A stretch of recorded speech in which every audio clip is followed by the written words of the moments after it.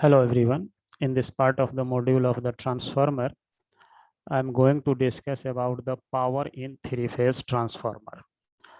So I have already discussed about the current and voltage ratio, that was V1 by V2 equal to N1 by N2 equal to I2 by I1. This relation already derived, and this term is called turn ratio of the transformer. Turn ratio of the transformer. So now I'm going to discuss today what is the power of an ideal transformer. So in case of ideal transformer, all definitions like that, there is no resistance in the transformer. The relative permeability of the core is infinite, and hysteresis and eddy current losses are zero. That was the condition for an ideal transformer, which I have already discussed in the previous part. Here I am going to discuss about the power, real power and active power. What are their effects and in an ideal transformer. So power input, we can say it is the voltage V1 primary voltage, current primary, and cos theta 1, that is called the primary input power in the primary side. And in similar way, we can say the our power output equal to V2 into I2 cos theta 2, and that means power output to the load at the secondary side. Secondary side means we have a transformer like this, and already we have given the winding on it. It was like this. This winding is putted on it, and this side is called primary because here source is connected, and this side is called secondary because this side load is connected.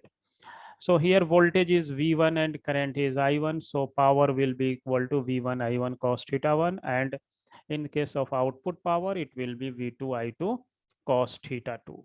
So these are the power factor, cos theta 1 and cos theta 2 are the power factor. Since the voltage and current angles are unaffected by an ideal transformer. So this is an interesting relation कि voltage and current angle are unaffected whether we use the primary side or secondary side. So this angle theta 1 and theta 2 will remain same, which is equal to theta. So we can write that this equation V1 I1, it will be cos theta, and same way V2 I2 cos theta will be there. So in this relation, as we know, our relation that is called V1 by V2 equal to N1 by N2.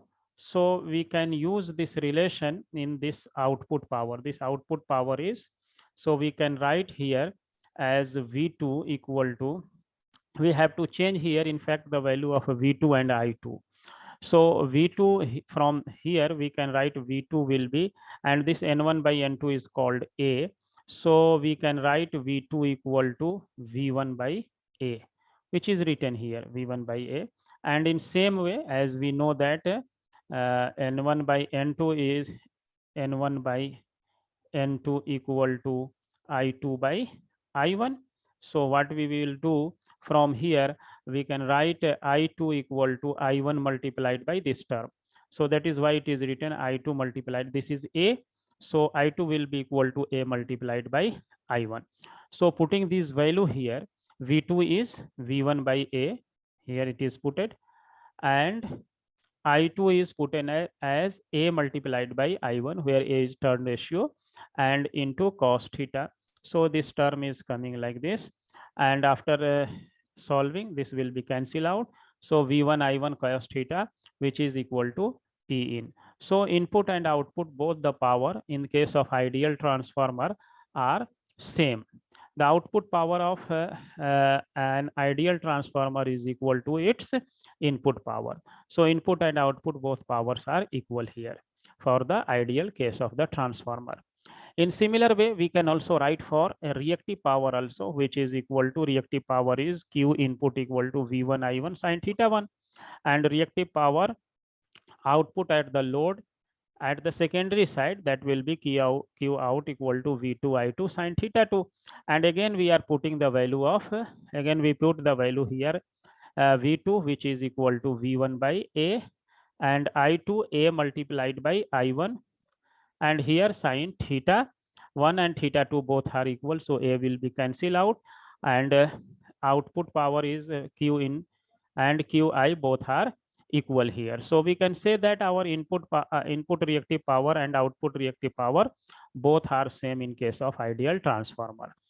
And impedance, now one of the very important part that we have to discuss in case of the ideal transformer, impedance of the transformer. How we can calculate the impedance of the transformer? Here we will see the very interesting thing, which is that how can we, this is our secondary side impedance.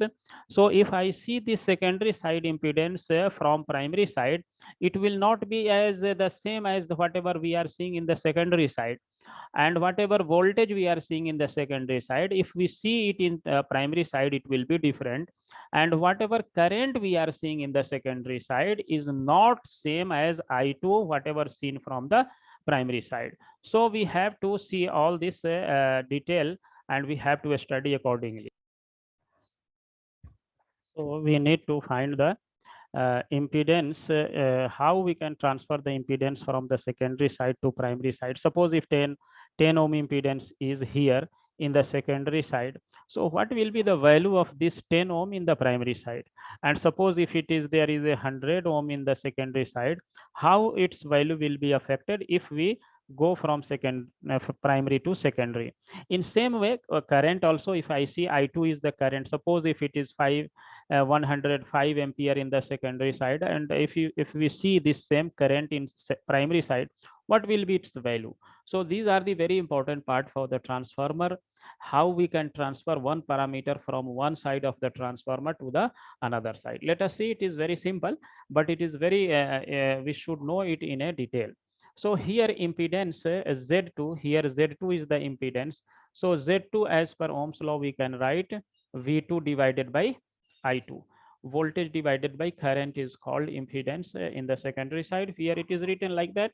So now if we put the value of V2 and I2 using the relation, and here we see that this transformer has N1 primary number of turn and N2 as secondary number of the turn, and this line represent the core of the transformer. This is the core of the transformer is being represented, and N1 and N2 are the number of turns on the primary and secondary. So again we have to use this relation V1 by V2 equal to N1 by N2 equal to I2 by I1.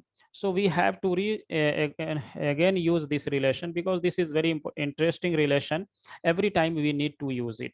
So just now we have to put the value of V2 from here in term of V1, and again I2 in term of I1.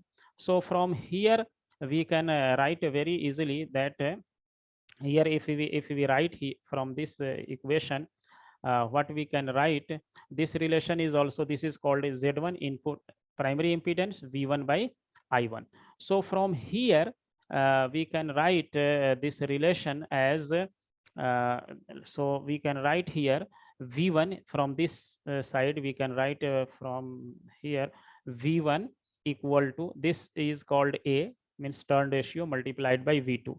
So in place of V1 it is written A multiplied by V2 and divided by I1. So from here we can also write I1 from this equation. If I see this equation, so from this equation we can write I1 equal to, which is equal to I2. I1 is coming here, and this whole thing is going into the divide. So it is divided by A. This term is, this whole thing is called A, turn ratio. So this I1 will come here, and I2 divided by A will be here. So putting this value I2 by A and this. So after solving this, A will go upside. So A square V2 multiplied by I2. So V2 multiplied by I2 is, here it is Z2. So Z2 is, so it means Z1 equal to A multiplied by Z, A square multiplied by Z2, and Z2 is the impedance seen from the secondary side. So this whole thing, this whole thing is represented by Z2 prime. I'm taking different color. So this whole thing is represented by Z2 prime. And this Z2 prime is called secondary impedance referred to primary side. So I'm writing here this Z2, Z2 dash, which is equal to A square multiplied by Z2, and it is called secondary impedance referred to primary sides. Secondary impedance referred to primary side. What is it meaning? Its meaning is that suppose if we have a transformer of N1 equal to 100 and N2 equal to, suppose it is 200. So what will be A? A will be N1 by N2, and which will be equal to 1 by 2. And N1 by N2 is 1 by 2. But here suppose if Z2 secondary impedance is 100 ohm, and I want to transfer this Z2 secondary side into the primary side. So which is equal to Z2 dash, which is equal to A square multiplied by Z2, and A square will be 1 by 4 multiplied by 100. So it will be 25 ohm. It means that when impedance in the transformer in the secondary side is 100 ohm, then its impedance seen from the primary side will be only 25 ohm, this 25 ohm. If we see impedance in the secondary side is 100 ohm, its effective impedance seen from the primary side will be 25 ohm. So in this way, this relation, what we call primary side impedance, is given. It is also written here, Z1, which is equal to A square multiplied by Z2 equal to Z2 dash. And impedance Z2 is connected in the secondary will appear as an impedance Z2 dash looking from the primary side. This is called secondary impedance referred to primary side. Impedance can be referred from secondary to primary if its value is multiplied by a square of the term. So here we see this, it means this is Z2 dash. So it is equal to A square multiplied by Z2. So it is multiplied by a square of the turn ratio. And in same way, if we go from the primary, so suppose if we have a primary impedance like this, if we have primary impedance and I want to transfer this Z1 into secondary side. This is our transformer and I want to transfer, here it is N1 and here it is N2 ratio. So if I want to transfer this in the this side, secondary side, so this Z1 dash will be equal to 1 by A square multiplied by Z1. So this is just inverse of the previous. Means ki suppose if I want to transfer primary side impedance into secondary side, so we have to divide it by turn ratio of the transformer. And in case of secondary to primary, we have to multiply it by the turn ratio, a square of the turn ratio of the transformer. So summary, just we can see what is summarized here. So secondary impedance referred to primary side equal to Z2 dash equal to A square multiplied by Z2, and primary impedance referred to secondary side, which is equal to Z1 dash equal to Z1 divided by A square, where here A is our turn ratio of the transformer. So based on this, we can transfer the value from one side to another side. This is very interesting relation. And one more interesting thing here is that suppose if I write here I2 by I1 equal to N1 by N2. So what we can write, if I bring it here and bring it here, so it will be equal to I2 divided by N1 by N2, and this is equal to I1. So this N1 by N2 is again turn ratio A. So I can write it I2 divided by A and equal to I1. So this value is called secondary current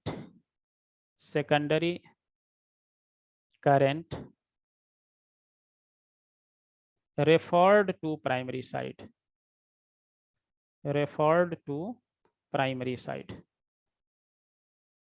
Primary side, and this value is a2 dash by a2 I2 by a. This I2 by a is also called I2 dash.